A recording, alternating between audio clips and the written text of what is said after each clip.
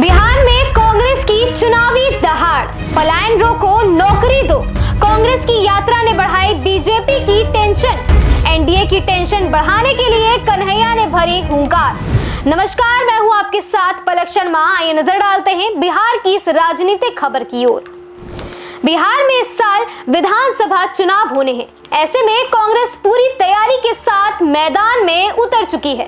Party की तरफ से एक बात तो साफ है, वहां महागठबंधन में रहकर ही चुनाव लड़ेगी और तो और तेजस्वी यादव के नेतृत्व में ही चुनाव लड़ा जाएगा। लेकिन कांग्रेस सिर्फ आरजेडी के भरोसे तो चुनावी दंगल में नहीं उतरेगी, बल्कि अपनी पूरी ताकत के साथ ही चुनाव लड़ेगी।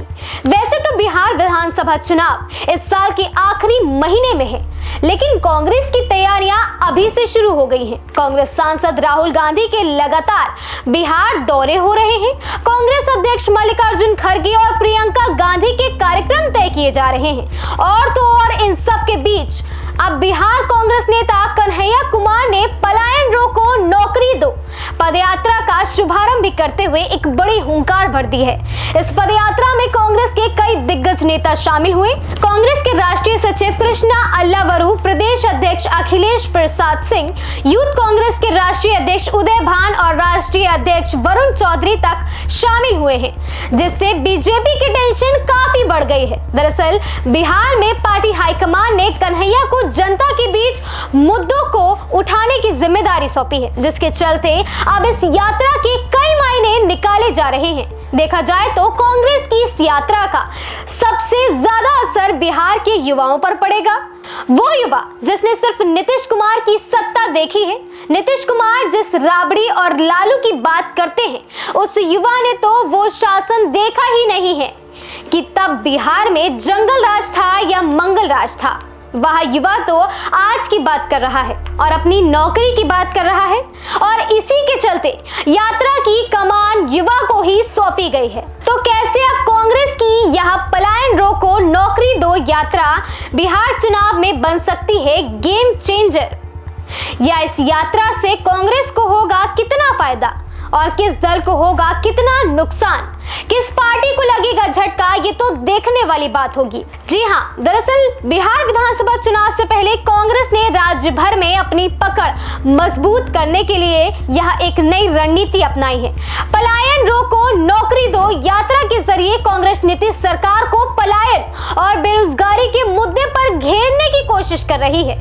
इस यात्रा का मकसद ही केंद्र और बिहार सरकार की नाकामियों को जनता के सामने उजागर करना है। कांग्रेस पश्चिम चंपारण के भितिहवा गांधी आश्रम से पलायन रोको, नौकरी दो पदयात्रा का शुभारंभ करते हुए कांग्रेस नेता कन्हैया कुमार ने कहा कि प्रदेश को आग में जलाने की साजिश रची जा रही है और इस नफरत की आग से बिहार को बचाना है और बेहतर बिहार बनाना है।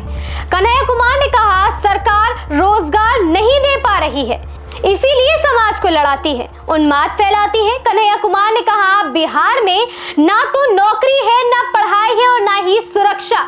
यहाँ सड़क और अस्पताल तक नहीं है, लोगों को स्थायी नौकरी नहीं मिल रही है, सभी नौकरियां ठेके पर दी जा रही हैं। कन्हैया ने कहा कि कांग्रेस लोगों को संदेश देगी कि बिहार में बढ़ती बेरोजगारी के कारण उन्हें पलायन को मजबूर होना पड़ रहा है। देखिए, 12 मार्च अभी बीता है।